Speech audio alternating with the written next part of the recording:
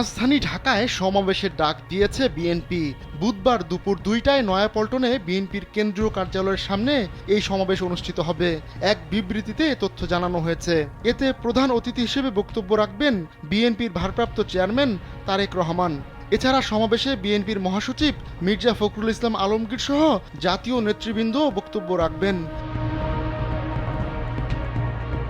সমাবেশে সর্বস্তরের জনগণ সহ বিএনপি এবং এর অঙ্গ সংগঠনের সকল পর্যায়ের নেতাকর্মীদের যথাসময়ে সমাবেশে যোগদানের জন্য আহ্বান জানানো হয়েছে। জানা গেছে তাদের উদ্দেশ্যে লন্ডন থেকে ভার্চুয়ালি বক্তব্য রাখবেন তারেক রহমান। এর আগে কোটা সংস্কার আন্দোলনকে ঘিরে সোমবার প্রধানমন্ত্রী হিসেবে পদত্যাগ করেন শেখ হাসিনা। এরপর সামরিক একটি হেলিকপ্টারে করে দেশ ছাড়েন তিনি। স্যান্ডেলিনা সো, রূপচর্চায় আভিজাত্য। টানা কয়েক সপ্তাহের ওই আন্দোলনে কয়েকশো মানুষ নিহত হয়।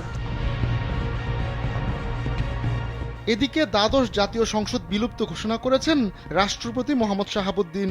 মঙ্গলবার বিকেলে রাষ্ট্রপতির প্রেস উইংয়ের পাঠানো এক বিজ্ঞপ্তিতে এ তথ্য জানানো হয়েছে।